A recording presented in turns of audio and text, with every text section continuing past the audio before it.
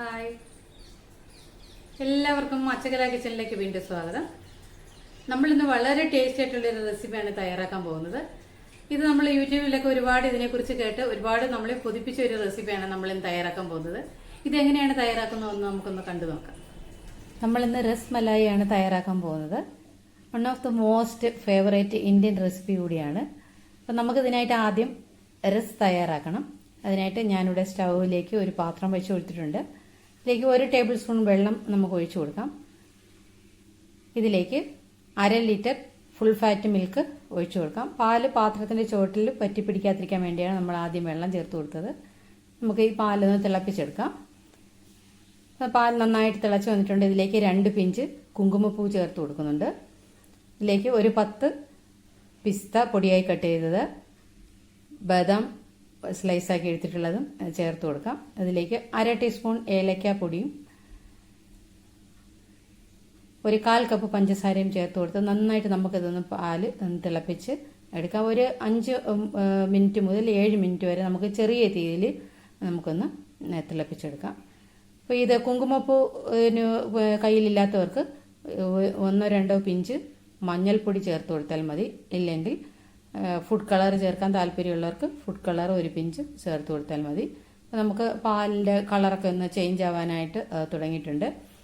കുങ്കുമപ്പൂവിൻ്റെ കളറൊക്കെ ഒന്ന് ഇറങ്ങി ഒരു യെല്ലോ കളറിൽ നമുക്ക് ഇവിടെ കിട്ടിയിട്ടുണ്ട്. നമുക്ക് സ്റ്റൗ ഇപ്പോൾ ഓഫ് ചെയ്ത് കൊടുക്കാം. നമുക്കത് ഈ രീതിയിലും ആണ് നമുക്കിവിടെ കിട്ടേണ്ടത്. പാല് കുറുക്കി എടുക്കേണ്ട ആവശ്യമില്ല. നമുക്ക് ഇനി ഒരു ബൗളിലേക്ക് ഞാൻ മാറ്റി കൊടുത്തിട്ടുണ്ട്. ഇതൊരു റൂം ടെമ്പറേച്ചർ ആവുന്നവരെ നമുക്ക് വെയിറ്റ് ചെയ്യാം.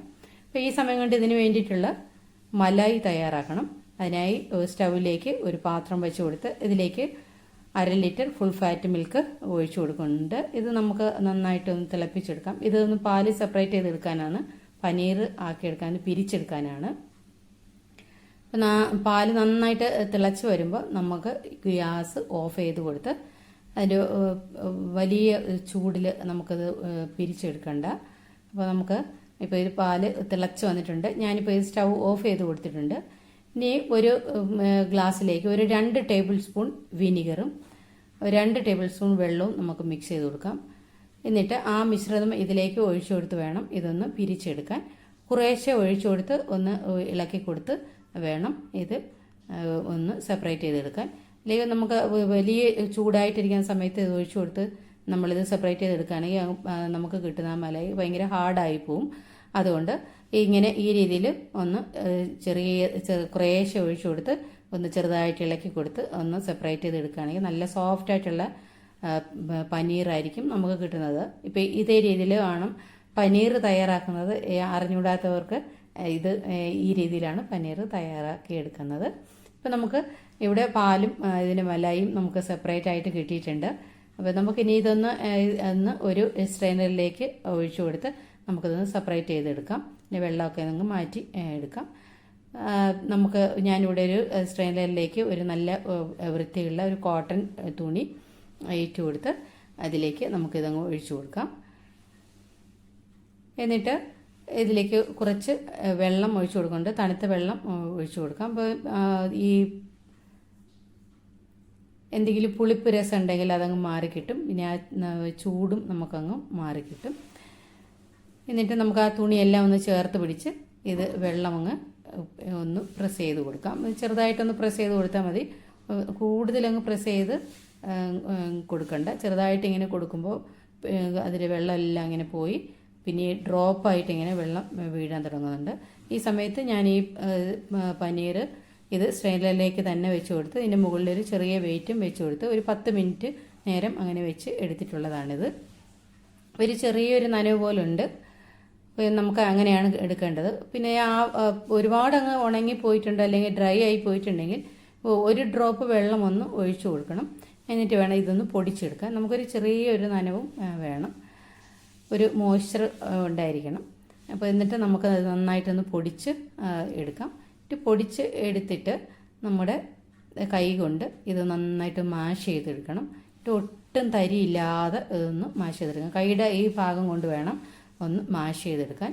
ഇങ്ങനെ കുറേശ്ശെ എടുത്ത് നന്നായിട്ട് പതുക്കെ ഇതൊന്ന് നന്നായിട്ടൊന്ന് ഇങ്ങനെ തിരുമ്മി ഇത് മാഷ് ചെയ്ത് എടുക്കണം. അപ്പോൾ ഒട്ടും തരിയില്ലാതെ വേണം നമുക്കിത് എടുക്കാനായിട്ട്. ഇപ്പോൾ ഇത് ഒരു 10-15 മിനിറ്റ് നേരം വരെ എങ്കിലും നമുക്കിത് സമയമെടുക്കും ഇത് ഈ രീതിയിലൊന്ന് നന്നായിട്ടൊന്ന് മാഷ് ചെയ്തെടുക്കാൻ വേണ്ടി. അപ്പം ഒന്ന് പതുക്കെ വേണം ഇത് ചെയ്തെടുക്കാൻ. ഒരു കുറേശ്ശെ നമുക്കൊന്ന് മാഷ് ചെയ്തെടുക്കാം.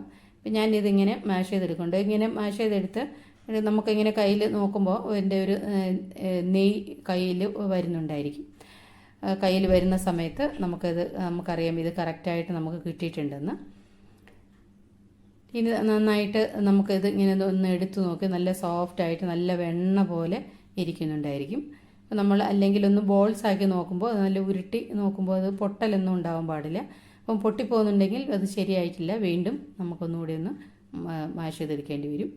പിന്നെ ഇതിലേക്ക് 1 ടീസ്പൂൺ കോൺഫ്ലോർ ചേർത്ത് കൊടുത്ത് ഒന്നുകൂടി ഒന്ന് നമുക്കിതൊന്ന് കുഴച്ചെടുക്കാം. നല്ലൊരു ബൈൻഡിങ് കിട്ടാൻ വേണ്ടിയിട്ടാണ്. അപ്പോൾ ഇത് കോൺഫ്ലോറോ മൈദയോ ചേർത്ത് കൊടുക്കാം. ഞാനിപ്പോൾ ഇവിടെ കോൺഫ്ലോറാണ് ചേർത്ത് കൊടുത്തിട്ടുള്ളത്. എന്നിട്ട് നമുക്കൊന്നുകൂടി ഒന്ന് മാഷ് ചെയ്ത് ഒന്ന് കുഴച്ചെടുത്ത് ഇനി ചെറിയ ബോൾസാക്കി നമുക്ക് മാറ്റിയെടുക്കാം. ഈ ചെറിയ ബോൾസാക്കി എല്ലാം ഒരേ വലിപ്പത്തിൽ വേണം നമുക്കത് ആക്കിയെടുക്കാനായിട്ട്. ഞാനതുകൊണ്ട് ഇതെല്ലാം കുറച്ച് എടുത്ത് എല്ലാം ഒരേ അളവിൽ ആയിട്ട് സെപ്പറേറ്റ് ആക്കി മാറ്റുന്നുണ്ട്. അതിനുശേഷം നമുക്കത് ബോൾസാക്കി എടുത്താൽ മതി. ഇങ്ങനെ കയ്യിലൊന്ന് വെച്ച് ഒന്ന് ഉരുട്ടി ഒരു ബോൾസാക്കി നോക്കുമ്പോൾ അതൊരു പൊട്ടൽ ഉണ്ടെങ്കിൽ വീണ്ടും നമുക്കത് ശരിയായിട്ടില്ല എന്ന് മനസ്സിലാവും. അപ്പോൾ വീണ്ടും ഒന്നുകൂടി ഒന്ന് മാഷ് ചെയ്തെടുക്കണം. ഞാനിത് ഒരേ വലിപ്പത്തിലെല്ലാം ആക്കിയെടുക്കുന്നുണ്ട്. ഒരേ വലിപ്പത്തിൽ പാർട്സായിട്ട് ഞാൻ തിരിച്ചു വെക്കുന്നുണ്ട്. അത് കഴിഞ്ഞിട്ട് നമുക്ക് ബോൾസാക്കി എടുത്താൽ മതി. ഞാൻ ചെറിയ കുഞ്ഞു ബോൾസായിട്ടാണ് ഞാൻ തയ്യാറാക്കുന്നത്.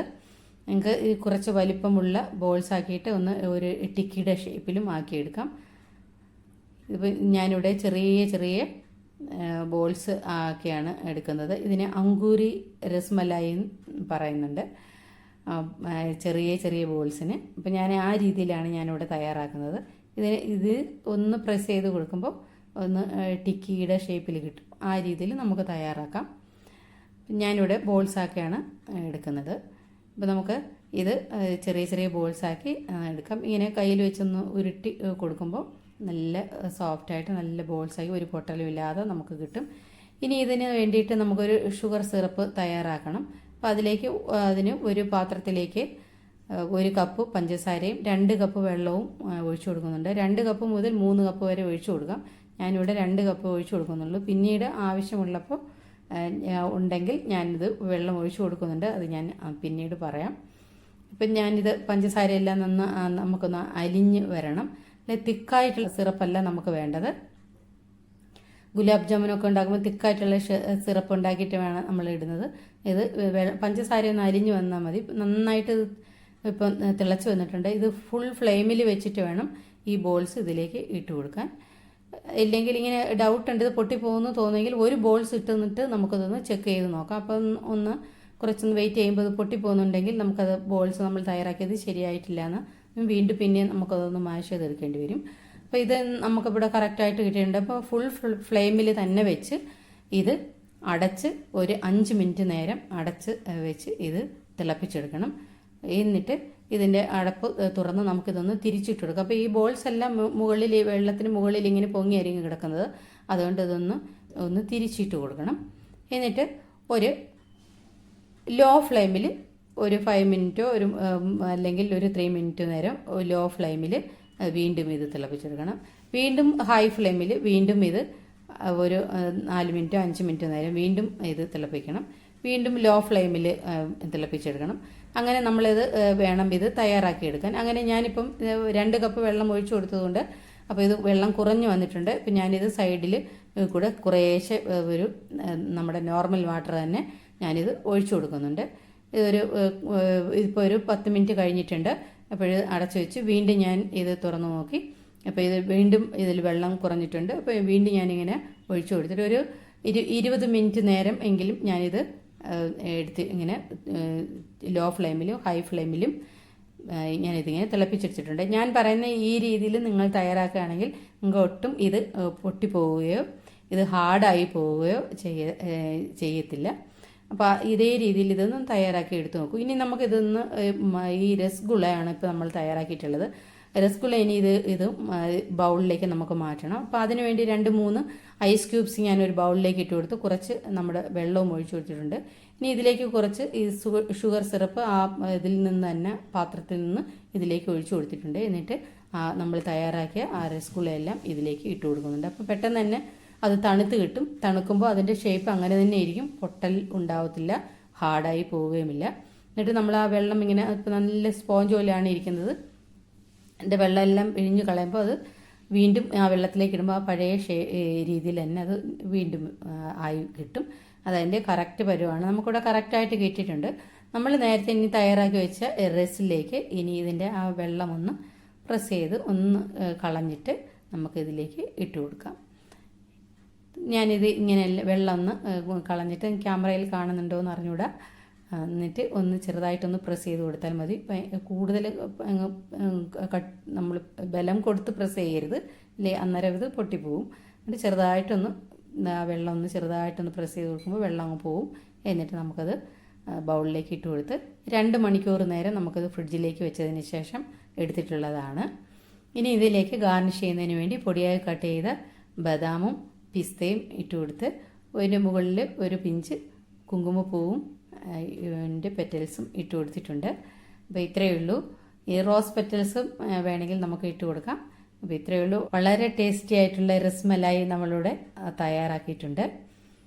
അപ്പോൾ ഇനി നമുക്കൊന്ന് ടേസ്റ്റ് ചെയ്ത് നോക്കാം. വളരെ ടേസ്റ്റിയാണ്, ഒന്നും പറയാനില്ല. എല്ലാവരും ഒന്ന് തയ്യാറാക്കി നോക്കൂ. കുറച്ച് ഇൻഗ്രീഡിയൻസ് മാത്രമേ ഉള്ളൂ. ഇനി രസ്മലായി ആർക്കും കിട്ടിയില്ല എന്ന് പറഞ്ഞ് ആരും പിണങ്ങണ്ട. എല്ലാവരും ഇതേ രീതിയിലൊന്ന് തയ്യാറാക്കി നോക്കൂ. ഇപ്പം ഒരു ഡിഷിൽ തന്നെ നമ്മൾ 3 സാധനങ്ങളാണ് നമ്മളിപ്പോൾ ഉണ്ടാക്കാൻ പഠിച്ചത്: രസ്മലായി, പനീർ, രസഗുള. അപ്പം എല്ലാവരും ഒന്ന് തയ്യാറാക്കി നോക്കൂ. അടുത്തൊരു നല്ല ഡിഷായിട്ട് നമുക്ക് വീണ്ടും കാണാം.